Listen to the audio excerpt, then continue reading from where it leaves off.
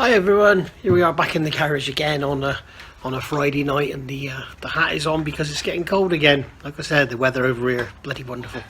So I just thought I'd do a very quick video. I'm going to show you first of all what I've been up to, where we're at with these axles and stuff, and then maybe do a bit of an opening up later on for you, maybe tomorrow.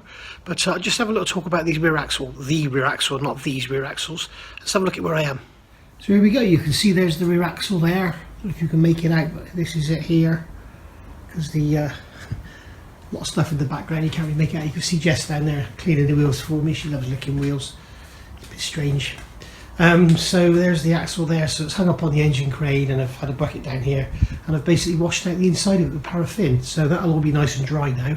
And the idea of that is I'm planning to go and buy one of these mobile sandblasters and sandblast it, and then any grit that gets in there won't actually stick to it. And also when I do some work on the diff pan here, then also the grinding or any weld slag or anything, that won't stick to it either. It's got quite a lot of rust on it, and could do with a good sandblast really. I was just going to wire brush it, but the trouble is with wire brushing, you can't get down into the rust. You can't get down into the bottom of the pour. Imagine you've got like a worktop, and you make a screw, get a nail and make a hole in the top of the worktop that's sort of 3mm deep. You're not going to scrub out the bottom of that hole, you're only going to get to the surface. So sandblasting gets right down in there and gets it all out. So yeah, you can see it's pretty bad. So it needs a good coat of paint, there's some work and everything, but the rear axle all came apart, all the parts that are up there. You can see it's very similar to the front with the spindles and everything that zoom it in for you. You can see all the bits there as the hubs on the left hand side here. Where are we here? We've got the spindles there. And then you've got the disc brakes there, the back plates. I'm not sure whether to put the back plates back on or not, I'm not really too sure. And then over here, where are we? There, we've got the fronts. You can see the bearings in their boxes all paired up and everything. One of those bearings is a little bit discoloured. I wonder if it had too much preload. So, and I've also found the steps now in those hubs. These bearings. Where's my finger?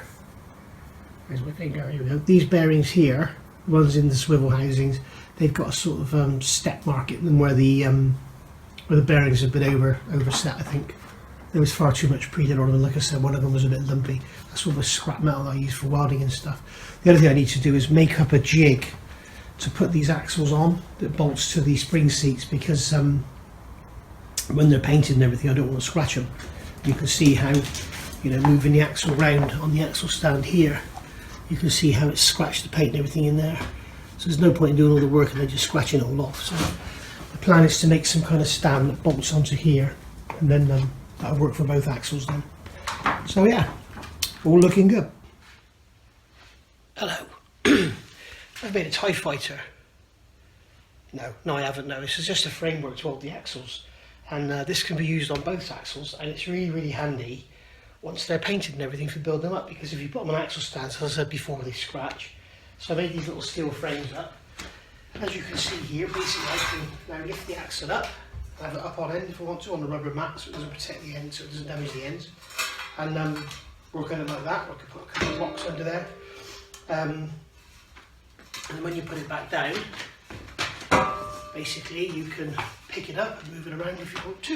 If you want to work on the bottom, you can do that. If you want to fit the diff, you can have it that way up. If you want to work on a diff pan like I do, you can have it that way up. And again, you can turn it up on end if you want to. So, and then obviously once it's painted, because it's bolted on here onto these spring mounts with washers to minimise the contact area, then obviously you're sort of holding it in any orientation you want without actually damaging the paint. Plus, you've got this frame, so when it comes to doing things up tight, you can put your foot on there, do them up tight, and it's all held in place. And then come the end of the day, we can put a jack under here, lift it up, put the wheels on, or not, because then I won't be able to get that off, but put a jack under the axle, lift it up, and then take the frame off. So yeah, and also if you are going to do this, make sure you make the frame big enough.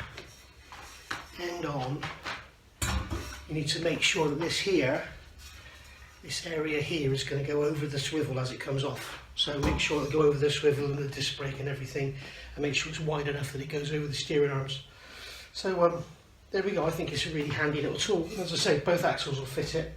And yeah, so why have I done all this? My next video is going to be an unboxing, a review, whatever you want to call it, of a load of products I've bought from Gwyn Lewis. And basically, I contacted Gwyn Lewis and he's done me a really good deal actually. And really chuffed with what I've got. Lots and lots of pieces to go on these axles, lots of steering related stuff, and some other little bits and pieces that I know you'll be interested to see. So my next video, which will maybe be later today or tomorrow, will be basically a product review of those products from Gwyn, and then after that we'll start cutting these axles about and seeing what we can get on them. So I'll see you all soon. Thanks for watching. Bye bye.